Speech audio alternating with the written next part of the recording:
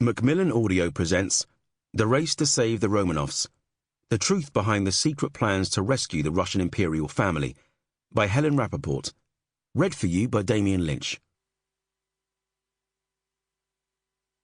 After publishing 2 books on Russia's last imperial family in 2008 and 2014, a book on Lenin in 2009 and one on the Russian Revolution in 2016, I really thought I'd come to the end of my written love affair with the Romanovs and Russia. It seemed to me that I had exhausted all I had to say on the subject. From now on, as a writer, I was going to stay closer to home and go back to my other love, the Victorians. But something kept niggling away at me. The Romanovs would not let me go.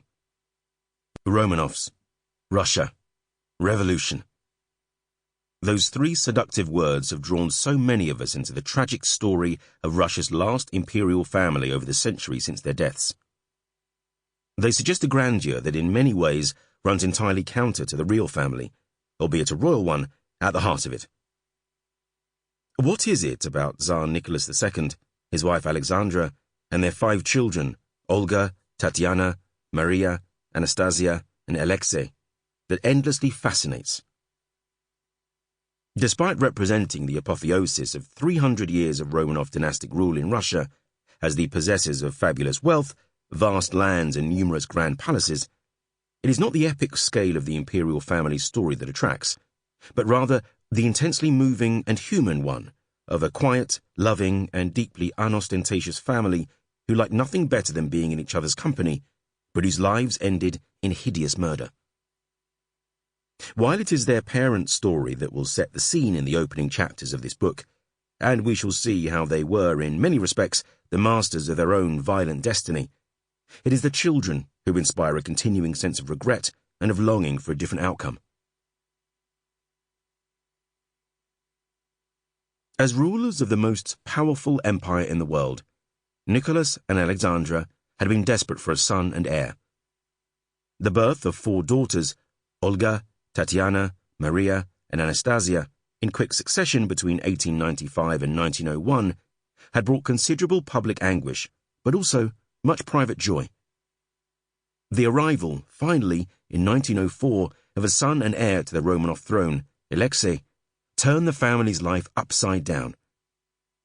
Its whole focus shifted onto the sickly Tsarevich and the unending battle to keep at bay the crippling attacks of haemophilia, passed on to him unknowingly by his mother, which could at any time have killed the hope of Russia. With so much attention directed onto Alexei, less and less note was taken of his 4 sisters, who increasingly slipped into the background, an anonymous collective of pretty girls who seemed charming, uncontroversial, and dull. But despite living perpetually in the shadow of filial duty to their brother and loyalty to their controlling invalid mother, the Romanov sisters by no means lost their striking individuality. Olga, kind and sensitive, who loved poetry but who tended to introspection and mood swings, felt the weight of responsibility, as the eldest, to set an example. Tatiana, in contrast, never betrayed her feelings, was brisk and capable, and extremely good at getting things done. She had the same cautious personality and reserve as her mother, to whom she was devoted.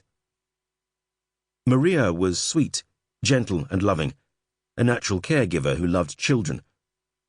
But as the middle child, she was vulnerable to being bullied by the others, particularly the 4th sister, Anastasia. Much has been written about the youngest Romanov sister, perhaps at the expense of the others, but she was an extraordinary individualist, a wild spirit, flamboyant and extrovert, good at entertaining people and keeping up morale. And finally there was Alexei, a bright, inquisitive child who suffered from being spoilt by an overprotective mother, which encouraged bouts of bad behavior, but who demonstrated great intelligence and intuition as he grew older, and a compassion for those like him who experienced ill health. The intimate, highly protected domestic world created by their mama and papa, which these 5 children inhabited so contentedly till the outbreak of war in 1914, was very different from the public one occupied by Nicholas and Alexandra themselves.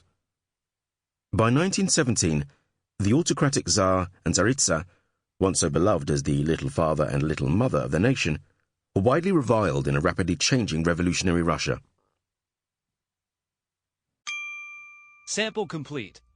Ready to continue?